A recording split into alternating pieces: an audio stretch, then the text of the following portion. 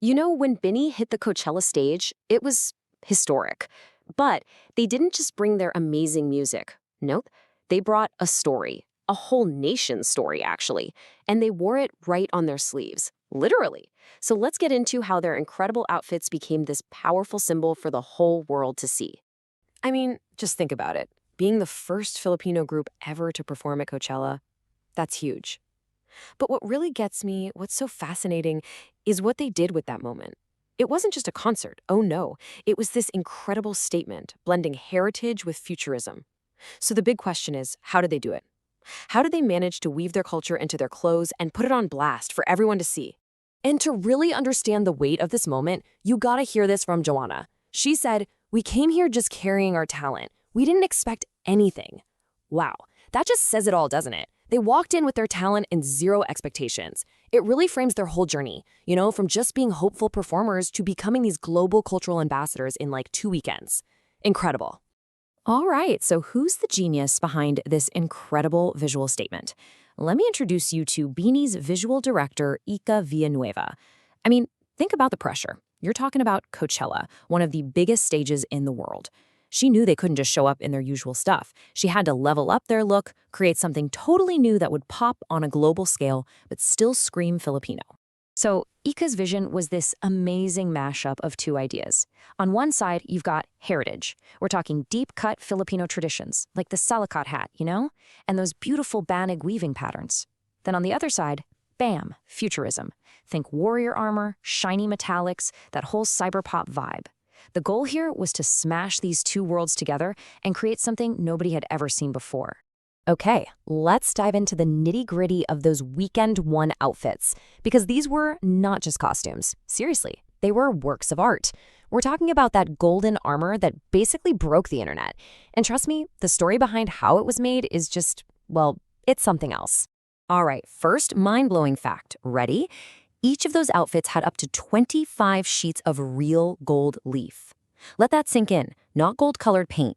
Real gold leaf carefully placed on every single piece to get that insane shimmer under the stage lights. But wait, it gets even better. Here's the twist. Along with all that gold, each outfit was also made with 2 pounds of recycled plastic. How cool is that?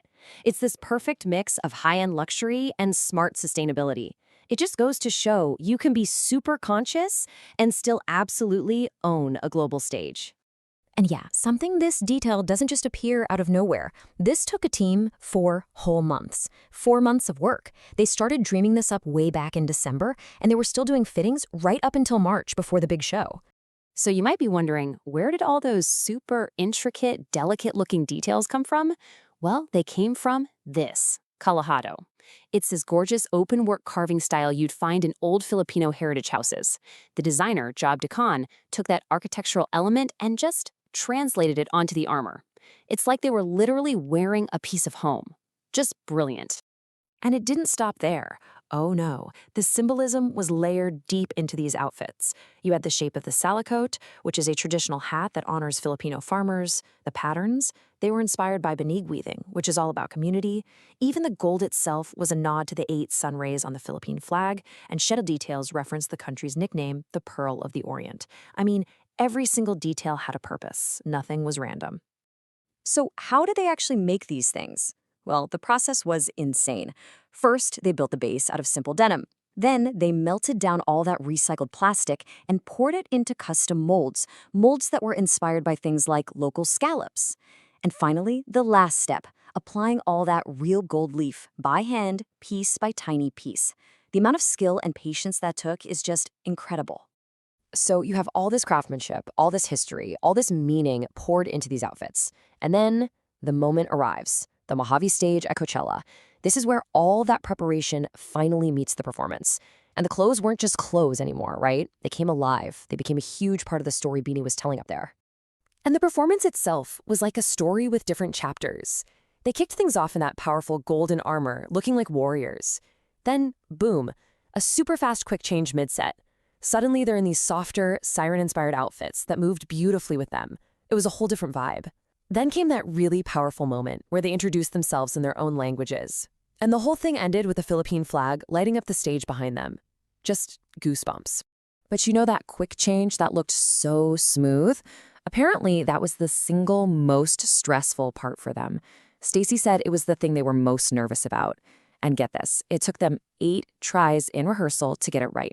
So what looked totally effortless on stage was actually the result of some major behind-the-scenes pressure. Okay, let's talk about the introductions because that was a moment. It was actually their coach's idea for each member to introduce herself in her native Filipino language.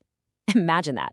On the Coachella stage, in front of this massive global audience, you have this beautiful showcase of the Philippines' diverse culture and languages. You could just feel the pride radiating from the stage. So what happens after a performance like that, when the lights go down and the music stops? Well, the impact was instant, and it was huge. People started calling it Binichella, and that phenomenon created waves that spread way beyond the festival itself. And this story, it's just the best. After they finished, Joanna, probably still buzzing from the performance, turned to their director and just asked, so genuinely, Derek, did we get famous? I mean, come on. It just perfectly shows how humble and surprised they were by the incredible reaction they got. And the answer to her question was a massive yes. Because as they walked through the artist area after their set, everything had changed. People were pointing and whispering, hey, that's Bini. People were shouting, you were amazing. In the space of one performance, they went from being just another act to the act everyone was talking about.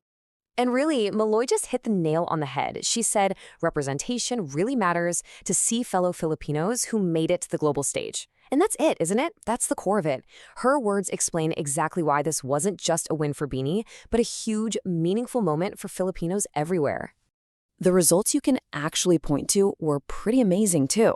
I'm talking features in Vogue and Teen Vogue for having some of the best looks at the entire festival. So what's next? Well, they're dreaming big. They're talking Grammys, they're talking billboards, but what's really cool is that they want to use their platform to help other Filipino artists break through on the global stage, too. So all of this leaves us with one big, powerful question to think about. BINI's time at Coachella wasn't just a concert. It was a lesson in how to tell your story, your country's story, on a massive stage. It showed the world how one performance, when it's packed with so much meaning and so much pride, can spark a true global movement. And it just makes you wonder, how does a nation's pride become a global movement?